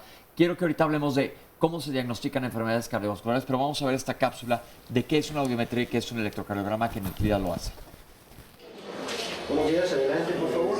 Aquí vamos a hacer una audiometría. Vamos a medir la agudeza. La audiometría es un estudio que sirve para medir la agudeza auditiva, tanto del oído izquierdo como del oído derecho, para detectar enfermedades que afecten al aparato auditivo. Sí. Cada que usted escuche un sonido va a indicarme levantando el dedo. Esta prueba se le realiza a todos los pacientes en una cabina a prueba de ruido sonorámica. El paciente entra a la cabina y aquí se le colocan las diademas y le mandan señales a diferentes frecuencias y se van haciendo registros de los diferentes decibeles que el paciente alcanza a percibir. De esta forma sabemos cuál es su capacidad auditiva al final. Bueno, la importancia de esta prueba radica en que precisamente detectamos oportunamente los padecimientos auditivos en las personas y podemos dar tratamiento oportuno antes de que avancen más estas enfermedades. Algunas son degenerativas y ya no tienen remedio. Entonces se puede salvar la agudeza auditiva del paciente y evitar que en un futuro pues el paciente pierda el oído. Bien, me están ochaditas. El cardiograma es un estudio donde se ve la interpretación de la actividad eléctrica del corazón. Consiste en conectar al paciente a 12 electrodos para visualizar y plasmar en el papel cuál es la actividad eléctrica cardíaca. La importancia de esta prueba radica en que cada vez son mayores el número de personas que tienen infartos o enfermedades cardíacas y muchas veces las desconocen. O sea, aquí detectamos tempranamente este tipo de patologías para que el paciente pueda recibir un tratamiento y evitar las consecuencias. Dos cosas, vamos a abordar las dos cápsulas. ¿Qué tan frecuente y por qué en hombres es este problema auditivo? Bueno, como se mencionaba ahí, también va conforme va incrementándose la edad y son problemas degenerativos. Entonces lo que hacemos, si encontramos alguna alteración, se hace la referencia a otorrino en su unidad correspondiente de segundo o tercer nivel, depende de... Volvemos a lo mismo, si se Ajá. detecta algo a tiempo, si se prende un foco rojo, te mandan a estudiarte adecuadamente para ver qué es lo que está pasando en tu oído. Ahora, el electrocardiograma no es un estudio complicado. Para nada, el electrocardiograma, que es un estudio ya viejísimo, pero sigue siendo vigente, en el cual, como ya vieron en la cápsula, es poner estos dos electrodos para ver cuál es la actividad eléctrica del corazón. ¿Qué quiere decir eso de actividad eléctrica? Es decir, nuestro corazón tiene un marcapasos natural, el cual lanza un estímulo eléctrico que va al final a hacer que el corazón se contraiga y funcionen las bombas del corazón, digamos. Todos esos cambios que podemos ver en las ondas que el papel electrocardiográfico nos da cuando se toma nos pueden sugerir muchas enfermedades, incluso dar el diagnóstico de algunas de ellas. Desde problemas obstructivos en las arterias coronarias, que sugiere ahí algunos cambios que pueda estar ocurriendo eso, es el estudio ideal para el diagnóstico del infarto del miocardio. Cuando el paciente está con dolor, tomamos un electrocardiograma y si vemos esos cambios en estas ondas, hacemos el diagnóstico y damos tratamiento oportuno para ello. Otras enfermedades como arritmias o crecimientos incluso del corazón los podemos diagnosticar con o pueden ser sugeridos por el electrocardiograma. Un electrocardiograma se hace en menos de 5 minutos, una cosa muy sencilla para el paciente, no les duele y va a dar mucha información de cómo está el estado eléctrico, como ya dijo el doctor, el cableado, por así decirlo, del corazón que hace que lata de una manera adecuada y funcione y nos distribuye sangre por todo nuestro organismo. Ahora, doctor, ¿es necesario hacer alguna prueba de esfuerzo como escrutinio general? Que es una prueba de esfuerzo, es un electrocardiograma, pero haciendo algún esfuerzo, ¿o no es necesario? De inicio no es necesario, salvo que encontremos algún síntoma en el paciente o factor de riesgo, como decíamos, diabetes e hipertensión sobre todo, o alguna alteración en el electrocardiograma. Pero de inicio a un paciente, como igual mencionaba el doctor, el hacer antígeno prostático a todos los hombres, digamos, o mujeres, no es lo prudente, vaya. Creemos en sobrediagnóstico o sobretratamiento incluso. Entonces, pacientes que tengan factores de riesgo para poder pensar que tengan enfermedad cardiovascular o que ya tengan síntomas de ella o que un electrocardiograma muestre alguna alteración, se pide algún estudio, se llaman inductores de isquemia, vaya, que es someter al corazón a un esfuerzo para ver si hay cambios durante ese esfuerzo. ¿Qué síntomas debe tener alguna persona para sospechar alguna enfermedad cardiovascular para que sepa las personas? 3 principales, que duele el tórax, que duele el centro del pecho. Lo más común o lo típico es que sea un dolor opresivo, como si tuviéramos a alguien parados en medio del pecho, falta de aire o dificultad para respirar o incluso desmayos. Son como que los síntomas más importantes de orden cardiovascular. Todo dolor en el tórax hay que descartar primero un problema cardiovascular. Si después salimos con que duele la costilla, o con que era una esofagitis, o que era la gastritis, además, qué bueno, pero si es un problema cardiovascular, el paciente puede fallecer en ese momento. Entonces, lo más importante cuando duele el tórax, así no sea tan típico como lo que mencioné, hay 3 grupos de pacientes que presentan síntomas cardiovasculares muy atípicos. Es decir, pueden referir a ardor en lugar de una opresión, puede solo estarles doliendo el cuello o la mandíbula y no el tórax, y se están infartando. Son las mujeres, son los hombres, los mayores de 70 años y los diabéticos. Entonces, en esos 3 grupos de pacientes hay que ser muy acuciosos en que si dicen me duele la boca del estómago, no mandarlo con omeprazol a su casa pensando que es una gastritis, porque el paciente se puede estar infartando. Ok, un punto muy importante, y se ha hablado de factores de riesgo que ya los mencionamos a lo largo del programa. En cuanto a salud cardiovascular, antes de que se presenten los problemas, ¿qué recomendaciones le podemos dar al público en general que desde jóvenes tomen para evitar problemas cardiovasculares a largo plazo? Bien, aquí hablamos de algo que se llama prevención primaria, es decir, dar maniobras para evitar que un paciente tenga un problema cardiovascular. Hablemos específicamente de infartos en el corazón. Entonces, si se es diabético, tener un buen control. Ya veíamos 2 testimonios en los cuales los medicamentos no son mágicos. Hay que llevar dieta y ejercicio que complementan el tratamiento para que los pacientes estén con las cifras de glucosa que mencionaba el señor Rubén. Si se es hipertenso, igual darle tratamiento. Recordemos que esas 2 enfermedades no sabemos cómo curarlas, pero sabemos muy bien cómo controlarlas. Los colesteroles, si se están mal, pues tomar medicamentos y llevar la dieta y el ejercicio para tenerlos en niveles normales. Incluso el colesterol bueno que nos protege, tratar de llevarlo a lo más alto que se pueda, y eso lo hacemos haciendo ejercicio aeróbico. El tabaquismo, que es un factor de riesgo cardiovascular modificable, porque si dejamos de fumar perdemos ese factor de riesgo, que aunque recordemos también es una enfermedad, es una adicción. Y en pacientes que fuman 20 a 30 cigarrillos diarios tal vez sea difícil dejarlo. Y este mensaje, porque veo mucho auditorio joven, a veces el fumar 1 o 2 cigarrillos tal vez no nos lleve a cáncer de pulmón o enfisema pulmonar, pero eso ya es un factor de riesgo cardiovascular.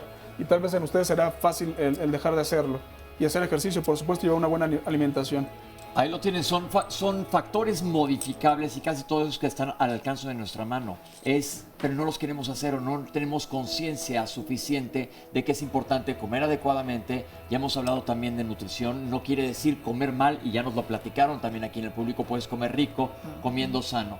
Pero vamos a regresar ahorita para seguir viendo por qué es tan importante la salud y la prevención en los hombres. No se vayan, ahorita regresamos con ustedes.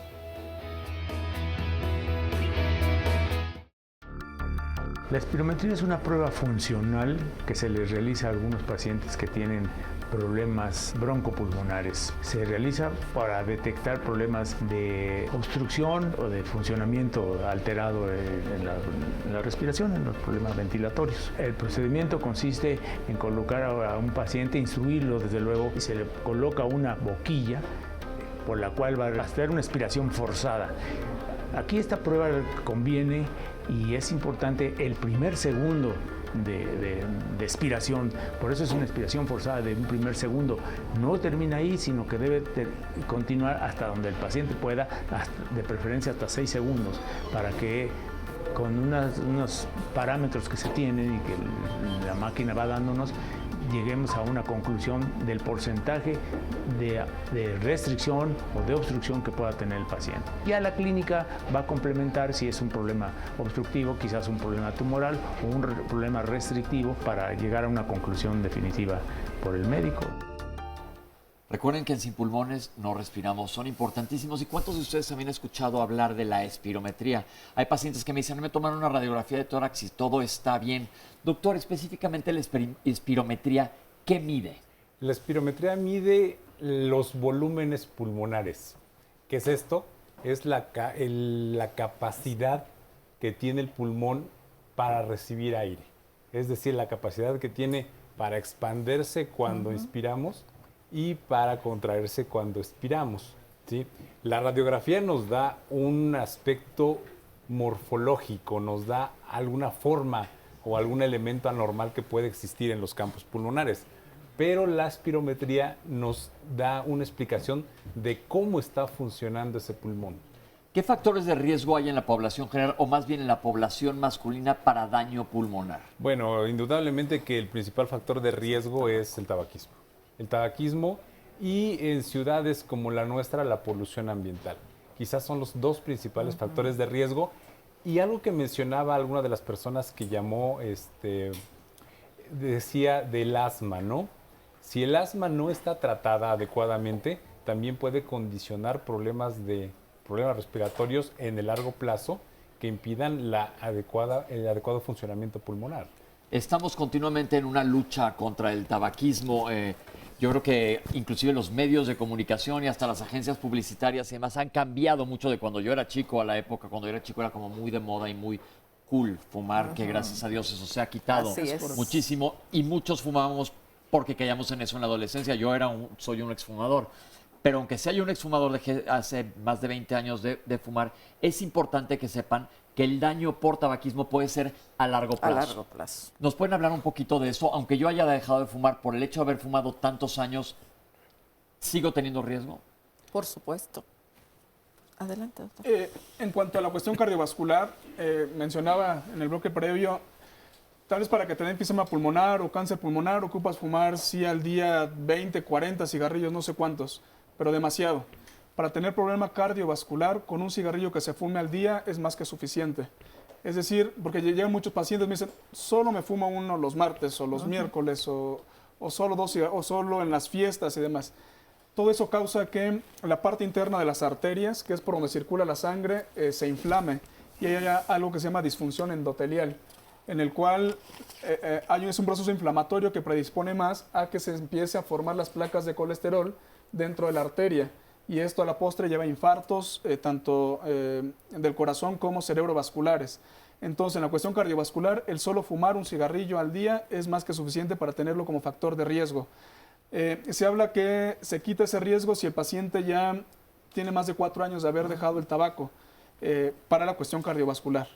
El tabaquismo pasivo también es importante, aunque se obtienen del que es inspirador pasivo menos toxinas que el que lo está fumando directamente, pero de todas maneras eso causa problema cardiovascular.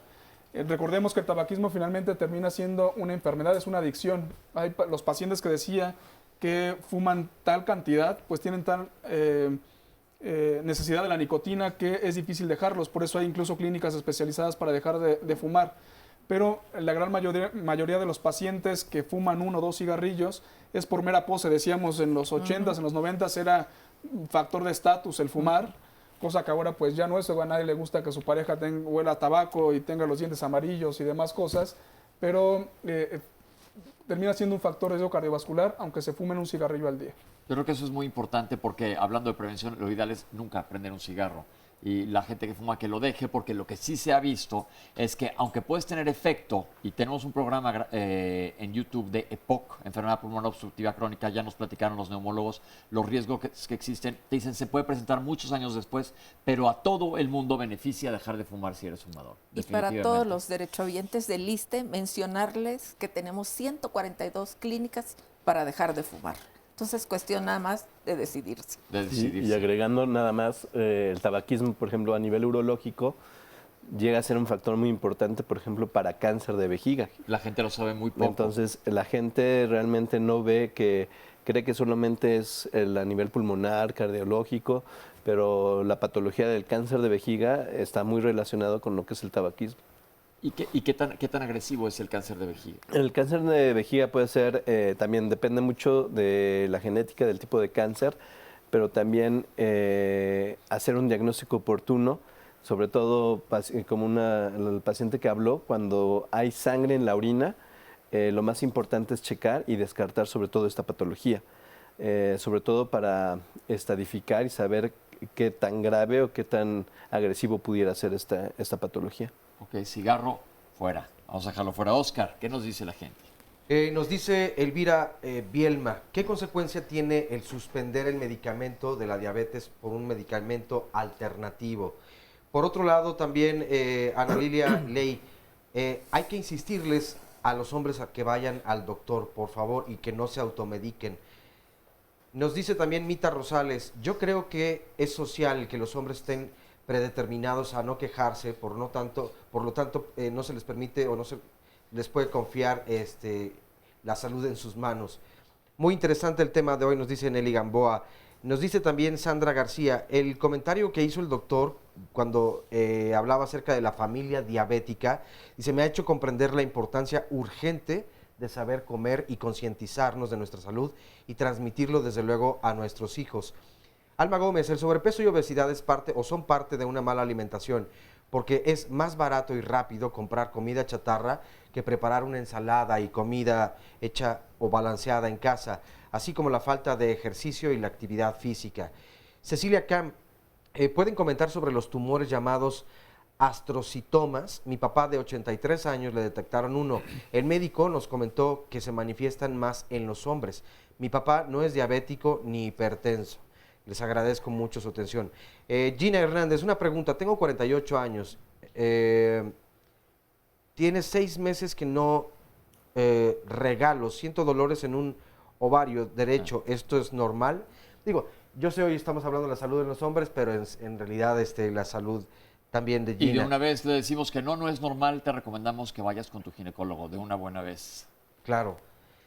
Por otro lado, también en esta llamada nos dice Julieta Luna, el médico general debería de recibir preparación para hacer exploraciones de próstata y reconocer si existe algún problema.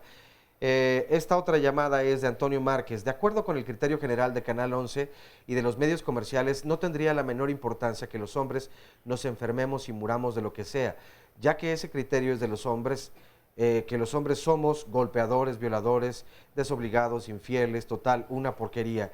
Entonces, qué bueno que mejor nos muramos todos los hombres para que ya queden las benditas y santas mujeres, santas, inmaculadas y perfectas. En todos sus programas el hombre es el gacho, así que ojalá y que hayan muchos cánceres para que se quede el mundo muy feliz. La verdad es que, mira, a Antonio Márquez le agradecemos que se comunique con nosotros, respetamos su punto de vista. Nuestra línea como programa en realidad no es atacar a ninguno de los géneros, ¿no? El programa de hoy comenzamos diciendo es importante que los hombres acudamos al médico, no lo hacemos generalmente, somos llevados muchas veces por nuestra mamá o por nuestra pareja y es como si no dependiera de nosotros, como si no fuera nuestra responsabilidad. Ahora, en los demás análisis que se han hecho en torno tal vez a la pareja, desafortunadamente sí hay que decirlo y no es un tema a esconder, es un tema también donde nos avergüenza que generalmente los hombres como sexo ha maltratado a las mujeres históricamente desde siempre, y esa es la realidad. Y aquí lo que hacemos es tratar de llegar a una equidad de género, justamente, el buscar que haya una mejor convivencia en lo social y sin ánimo de ofender ni nada. Por eso agradecemos mucho el comentario, así lo toma. Me parecería que no sería la solución, desde luego que hubiera muchos más Yo le agregaría una cosa, agradecemos a las mujeres, qué bueno que nos lleven y demás, pero oigan, ya es momento que nos hagamos responsables nosotros. Déjenle la bolita a su mamá. Yo tengo gente conocida que me habla, es que mi hijo está malísimo, una señora asustadísima, y se siente pésimo. Oiga, pues ¿qué edad tiene su hijo? 40 y tantos. No, señora, pues que su hijo vaya al doctor, ¿por qué pones a la mamá a llamarle, no? Que se ocupen de una vez. Exacto. Nos dice también Jesús Rodríguez, en la noche orino de 3 a 4 veces. Ya me realicé estudios y salen negativos. ¿Qué es lo que además puedo hacer si no sale nada? Esta otra llamada, un anónimo, nos dice, a mí me operaron de la próstata hace casi un año. Ahora, al orinar, siento un ardor que a veces es suave y en ocasiones es más fuerte. ¿A qué se puede deber esto? Un tocayo, Oscar, nos dice, tengo VIH y hace un año tuve un problema de próstata. Me realicé estudios de próstata y salí negativo. He eyaculado sangre. ¿Qué es lo que puedo hacer? Esta otra llamada también de un anónimo. Soy un doctor y formo parte del Comité de Ética de Yucatán.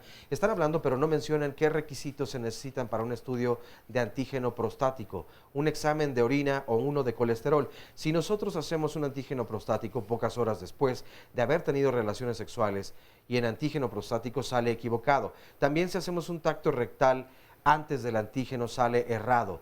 Hago hincapié en el que se debe saber en qué condiciones tiene que estar el paciente para poderse hacer los exámenes y que los resultados sean. Y ya lo había mencionado el doctor, sí se había mencionado aquí en el programa y de todos modos, ya sea en el ISSSTE, en el seguro donde te lo vayas a hacer, donde vayas a hacerte los exámenes, en el laboratorio te van a decir las especificaciones de cómo debes de llegar para hacerte ese examen adecuadamente. Es como también si te vas a hacer un cultivo de algo, no debes de estar tomando antibióticos, etcétera, pero eso te lo va a decir el médico ya en cada caso específico. Exacto. También nos dice José Chávez, hace 6 años tuve un problema de que no podía orinar. Tuve que ir a urgencias y ahí me pusieron la sonda y hasta ahora estoy en tratamiento con el urólogo. Quisiera comentar que para las personas que se cuiden, por favor, y que tomen el tratamiento necesario. Otro asunto que aquí hemos tocado varias ocasiones es el apego al tratamiento y obviamente no la automedicación. Nidia, tengo una pregunta. Mi esposo lo operaron del corazón, le quitaron 3 venas de la pierna para ponérselas en el corazón. Hace un año le dijeron que tenía una válvula cerrada y que la única opción para evitar que le diera un ataque fulminante era ponerle un aparato para abrirle una arteria y evitar un ataque fulminante catéter. ¿Cuánto tiempo dura introducir ese aparato que abre la arteria? Porque cuando a él lo operaron, duró más la preparación que introducirle el mismo o dicho aparato. Ok, son varias preguntas y todas las vamos a contestar ahorita en el bloque 6 si no alcanzamos a terminarlas ahora. Tenemos una cápsula más de otra prueba que se hace y es importante hacerla aquí en México buscando detectar una bacteria específica. Vamos a verla. La prueba del Helicobacter pylori se realiza para determinar la presencia de un germen, que es el Helicobacter pylori, que puede ser es responsable en algunos casos de cambios en la mucosa gástrica, que puede llegar hasta ser un cáncer gástrico. Fundamentalmente es a través de hacer una prueba de aliento en la que se trata de detectar la presencia de la bacteria a través de la acción de la ureasa, que es una enzima que pone en evidencia al germen. Consiste en impulsar aliento en esos recipientes que son bolsas, y en una no tiene el reactivo propiamente, y es como una prueba de testigo, y la siguiente es en donde ya se está colocando una enzima para ver qué conversión hace esto y dar positividad o negatividad a la prueba. En total dura 5 a 10 minutos máximo.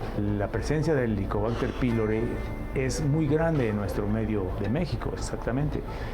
Tanto que podríamos hablar de un porcentaje entre el 60 y el 70% de la población, cuando menos en esta ciudad, y algunos de esas personas van a avanzar en el cuadro clínico gástrico, esófago gástrico. Bien, el Helicobacter pylori, esa sí es mi ventanilla, literalmente es una bacteria que vive en el estómago. Casi ninguna bacteria puede vivir en el estómago porque es un medio muy ácido, pero este vive feliz en el moco del estómago y tiene dos flagelos que le llamamos, que parece una hélice, y ahí está contento causando inflamación. Les preguntaba ahorita durante la cápsula si en el ISSSTE se le hacía a todo el mundo, doctora. Se los hacemos a pacientes que tienen alguna sintomatología digestiva, y siempre y cuando cubran los requisitos, que no haber tomado antiácidos, no estar tomando antibióticos, muchos medicamentos que se venden de manera pública. De los que la gente abusa todo el tiempo. De los que la gente abusa. Entonces, deben de estar con 4 semanas sin haber tomado ninguno de estos medicamentos para poder hacer la prueba del Helicobacter pylori, y esta de unos resultados de mayor precisión, ¿no? Si encontramos que la bacteria está presente, igual lo referimos al segundo o tercer nivel para su seguimiento, porque la medicina en México es escalonada, primero, segundo y tercer nivel. Doctor, desde el punto de vista infectológico, ¿qué nos puede decir del Helicobacter pylori? Bueno, esta prueba de aliento que se llama, sí es una prueba bastante útil. Sin embargo, el problema viene cuando tratamos al paciente con Helicobacter. Porque primero se requiere un tratamiento con antibióticos, es de los pocos infecciones que requiere un tratamiento antibiótico combinado. Pero también hay unas altas tasas de resistencia del Helicobacter. Entonces, a veces cambiamos de esquema en esquema en esquema y vemos que el paciente siempre sigue saliendo positivo, ¿sí? Y que realmente está asintomático. Quizá por eso es muy buen criterio el dárselo a pacientes, hacer el estudio a pacientes que tienen síntomas, no aquel que está completamente asintomático. Y una cosa importante del Helicobacter pylori, es muy frecuente, es tan frecuente en hombres como en mujeres, que era una de las preguntas. Y otra cosa es que es un factor de riesgo para enfermedad acidopéptica, úlceras y gastritis. La gente se confunde que tiene que ver con el esófago. No, es específicamente en el estómago. Y como dijeron ya los doctores, hay que estudiar específicamente al paciente si tiene sintomatología, por ejemplo, ulcerosa, y tratarlo. Ya vamos a comentar un día de estos enfermedades relacionadas al ácido que tienen que ver con lo que estamos platicando, y es una bacteria que tristemente es muy prevalente en nuestro medio. Yo hice un estudio hace muchos años de epidemiología y nos dimos cuenta que en México hasta casi el 70% de la gente sana, es decir, asintomáticos, tienen Helicobacter, porque otra cosa que sucede es que te reinfectas muy fácilmente. Te dan un tratamiento, ese tratamiento consiste, como dijo el doctor, de un tratamiento combinado, que hay que ser muy específico para el tratamiento y tomarlo adecuadamente. Pero aquí lo recomendable es ver a tu gastroenterólogo en caso necesario. Ahorita venimos.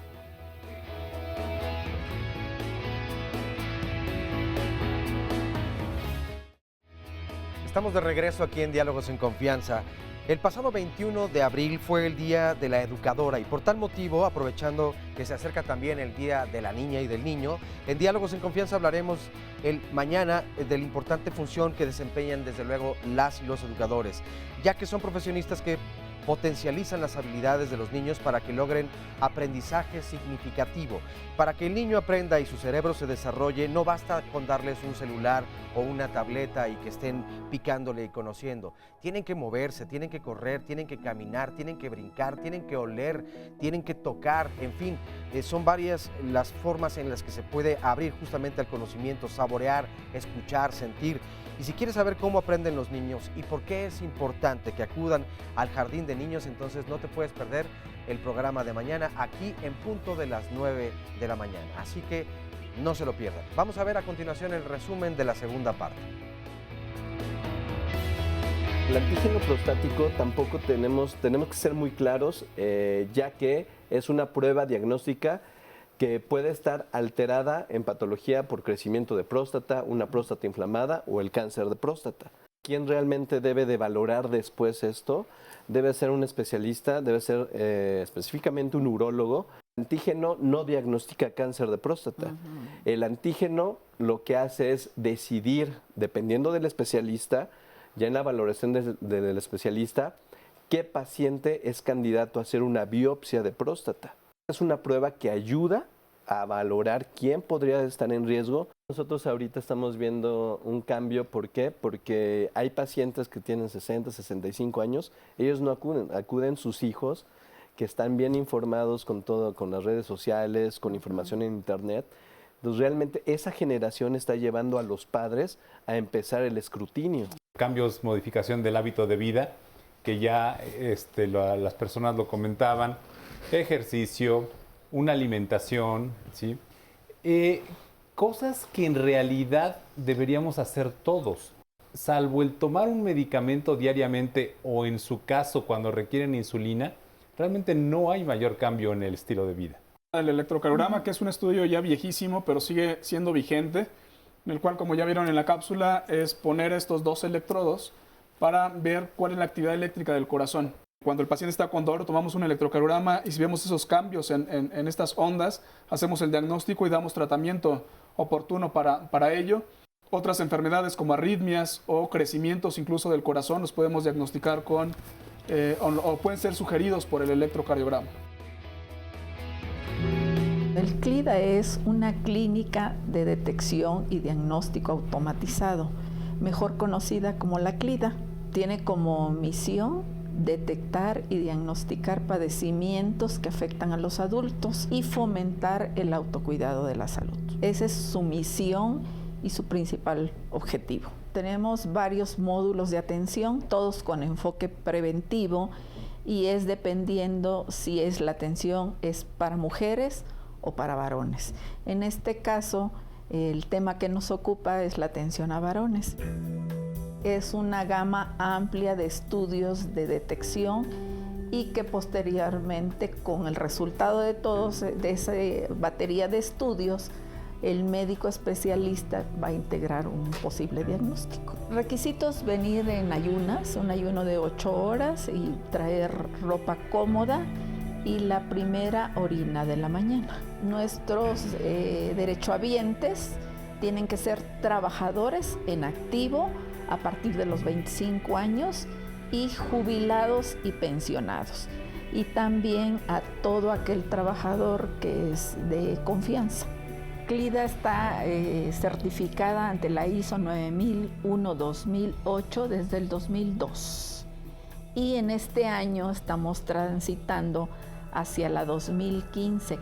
¿Cuáles son los beneficios que obtenemos nosotros como unidad médica y los trabajadores? Es que tenemos que mantener nuestros estándares de calidad impuestos por nosotros mismos a través de un tablero de indicadores que tenemos que ir manteniendo a lo largo de todo el año. Eso le da la seguridad al derechohabiente de que al venir a CLIDA va a tener resultados certificados. ¿Por qué? Porque estamos certificados en nuestros procesos, en todos nuestros procesos. Nuestra gente, los mexicanos, estamos muy acostumbrados a lo que es la atención curativa y no le damos la importancia al enfoque preventivo, que es el que nos detecta oportunamente padecimientos crónico-degenerativos, sobre todo los cardiovasculares, la diabetes mellitus, la hipertensión arterial, el probable cáncer de mama, cervicouterino, de próstata, que está afectando cada vez a edades más tempranas por falta de la prevención, de acudir a las diferentes instituciones de salud y sobre todo en este mes que fue de febrero para la salud del hombre. El hombre es el que menos se preocupa por su salud. Abre y cierre uno, fuerte, fuerte, fuerte. Los queremos felicitar, gracias además por dejarnos grabar en sus instalaciones. Y quiero agradecer la presencia de Jorge y José que están aquí con nosotros porque son dos casos de prevención en donde verdaderamente se ha visto una buena respuesta y nos están ayudando a cambiar esta ideología que los hombres no nos enfermamos de nada. Ese es el punto del programa. Les agradezco muchísimo que hayan estado aquí con nosotros. Oscar, y te paso la palabra para más preguntas, para que ya los especialistas nos contesten. Se nos está yendo el tiempo, como suele pasar. Así es, nos dice, yo soy Toño, buenos días, tengo una pregunta. ¿A qué especialista debo visitar? En ocasiones me salen piedras de la garganta con un olor desagradable. ¿A dónde tendría que acudir? Nos dice también Anaí Hernández Arroyo, respondieron a una pregunta que no tenía relación y mi pregunta que sí lo tenía, entonces esa no la respondieron, pero la verdad es que hemos buscado tu pregunta, Anaí, y no la podemos encontrar. Si la mandas de nuevo, te lo agradeceremos mucho.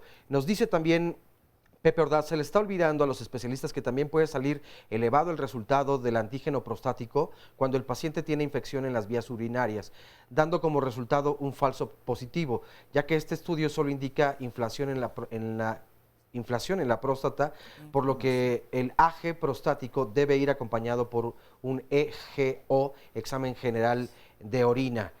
Por otro lado, también nos dice en una llamada telefónica, ahora que termine de cargarse, María Eugenia, mi esposo se operó hace 4 años de la próstata, él no tiene erección ni eyacula. ¿Será consecuencia de esa operación? ¿Qué tiene y a dónde se debe atender? ¿A dónde puede ir para revisar esta situación? Steve Loder nos dice, mi papá es derechohabiente del ISSSTE y me pide sacarle la cita y va, pero no se toman los medicamentos completos. ¿Cómo le hacemos? Tiene 85 años. ¿Cómo tratar a los adultos mayores que son tan renuentes? Uf, me parece una súper pregunta y vamos a empezar a contestarles todas sus preguntas, doctores. Queremos sus comentarios, seamos breves en las respuestas. Mi hijo tiene alergia que también tuvo su papá, pero no quiere que lo trate. ¿Qué le podemos recomendar a esta persona? No, pues ahí no hay vuelta de hoja. Tiene que ir con el alergólogo para que le hagan sus pruebas. Otra pregunta de diabético. Mi padre es diabético y no quiere tomarse sus medicamentos. Pues otra vez volvemos a lo mismo. Hay que insistirle porque si no, la diabetes verdaderamente es una enfermedad terrible. Sí, hay que convencerlo que se tomen los medicamentos. Ya preguntaron lo de pensionados y jubilados. ¿Dónde se sacan citas? Ya también nos comentó la doctora dónde se sacan las citas. ¿Qué es fimosis? Preguntó alguien y cómo se trata y quién lo trata. Sí, de la fimosis es una alteración inflamatoria de en donde el prepucio llega a cerrar lo que es la cabeza del pene. De hecho, se presenta mucho en pacientes diabéticos y eso lo tratamos nosotros a nivel de urología, pero tiene que ir a su clínica para su valoración para ser canalizados a urología, pero lo vemos realmente nosotros. Definitivamente manejado por un urólogo. En el ISSSTE me dijeron que tengo bradicardia, que nada más me cuide. ¿Qué recomendación le decimos? No, la bradicardia se refiere a que el corazón empieza a latir más despacio de lo normal y eso se puede deber a varias enfermedades. Por supuesto requiere una valoración cardiovascular completa para dilucidar cuál es la causa y si requiere o no la colocación de un marcapasos. Perfecto. ¿Qué es prediabetes? Bueno, la prediabetes, el nombre lo dice, es un estado de la glucosa que antecede a la diabetes. Por ejemplo, para hacer diagnóstico de diabetes requerimos que la concentración de glucosa en sangre sea arriba de 126 miligramos por decilitro. Prediabetes es cuando se encuentra entre 125 y 100. ¿Sí? Estamos hablando de un estado prediabético. ¿Cuál es el problema de este estado prediabético? Pues que la mayoría de los pacientes en un lapso de 10 años evolucionan a diabetes. ¿Qué se puede hacer en este momento? Se pueden hacer, la primera intervención es cambio de hábitos de vida, reducción de peso, hacer una mejor alimentación, hacer mucho ejercicio y en algunos casos se recomienda tratamiento básicamente con metformina. Okay, pero eso ya específicamente te lo dará tu médico. Él sabrá qué medicamento darte. Acuérdese que aquí no damos tratamientos, eso se lo tienen que ver de manera específica e individual para ti. Antonio, que preguntó que si una copa de vino era buena al día. En cuanto a la protección cardiovascular, está ya demostrado que el vino tinto sobre todo es adecuado y promueve, es como preventivo, vaya, pero una copa. A veces, incluso en cuanto a la alimentación y demás, el problema es que vemos en el abuso. Una copa. Que yo creo que es muy importante y saludos de vuelta hasta España, gracias por esta pregunta y luego recomendaremos algún buen vino. Pero sí, una copa. En hombres, estamos hablando de salud masculina, la cirrosis por alcohol es mucho más prevalente que en mujeres y este es un abuso el cual se tiene que mencionar porque también es de esos temas secretos que nadie puede hablar, claro, que haya un alcohólico en la familia. Es un tema muy serio, ya se habló de la adicción, por ejemplo, al tabaquismo y se ha comentado sobre ello, pero la cirrosis por alcohol es una enfermedad tremenda y es abuso. Entonces, decían por ahí que una copa de vino al día mantenía alejados a los médicos, o juntos si se le echan juntos. Pero, pero bueno, saludos de todos modos hasta España. ¿Qué pasa si mi familiar suspende su tratamiento para diabetes mellitus y opta por un tratamiento alternativo? Bueno, el problema es que los tratamientos alternativos en general no están evaluados de una manera científica. Entonces, lo más probable es que caiga en un descontrol. Y el descontrol va a llevar a las complicaciones crónicas de la diabetes mellitus, que como hemos platicado en otras instancias, afectan desde la cabeza hasta los pies.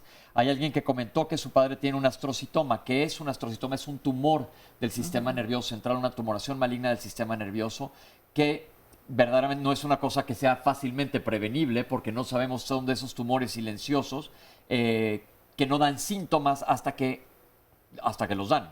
Entonces no es algo que se pueda detectar a tiempo muchas veces.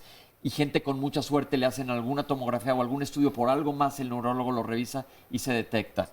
Luego, mi papá se levanta, alguien que se levanta 3 a 4 veces al baño en la noche, lo han estudiado los urólogos y dicen que no pasa nada, ¿es normal? Sí, realmente eso va en relación con muchas preguntas que se hicieron.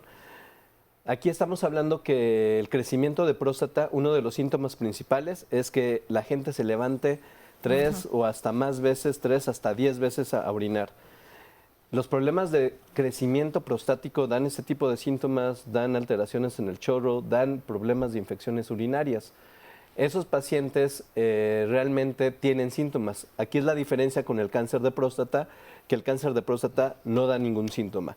Y eso conlleva a algunas preguntas también. El tratamiento del crecimiento de próstata y el cáncer de próstata son totalmente diferentes. ¿Pero qué le decimos a esta persona que ya lo vio el urólogo y le dijo que no es nada? No, realmente tiene que acudir nuevamente con alguien que sea de su empatía, porque aquí estamos hablando de muchas enfermedades en donde el paciente no quiere hablar. Creo que ahí tiene que tener empatía con su médico. Pero, entonces aquí la respuesta de esta persona concretamente es pedir otra opinión. Ajá, claro. Ok, perfecto. Tengo ardor al orinar después de la cirugía de próstata, ¿es normal? Eso es a lo que veníamos. Realmente el tratamiento de crecimiento de próstata y cáncer de próstata son totalmente diferentes. Entonces se tiene que evaluar qué tipo de tratamiento y por qué se le dio, porque muy posiblemente alteraciones en eyaculación, ardores, algunos otros síntomas sean debido a ese tipo de cirugía. Sí, se puede ver a la cirugía. Pero es que especificar a qué diagnóstico fue el tratamiento. Ok, ¿eyacular sangre es normal? No, eso puede hablar de una inflamación importante de la próstata y eso es independiente de la edad. Ok, a un paciente le pusieron un bypass coronario con tres bypasses coronarios y dijeron que el cateterismo fue muy rápido, pero fue peor la preparación y ahora le quieren cambiar una válvula. Creo que ahí hay una confusión en cuanto a cómo nos está describiendo, pero ¿cuánto dura un cateterismo? Es muy variable, vaya, con fines diagnósticos, que es simplemente ir a evaluar cómo están las arterias coronarias, puede llevarnos 20 minutos. Pero si hay necesidad de hacerle tratamiento colocando unas mallitas para abrir la arteria que se llaman stents, pueden ser varias horas incluso. Bien, ¿cómo tratar adultos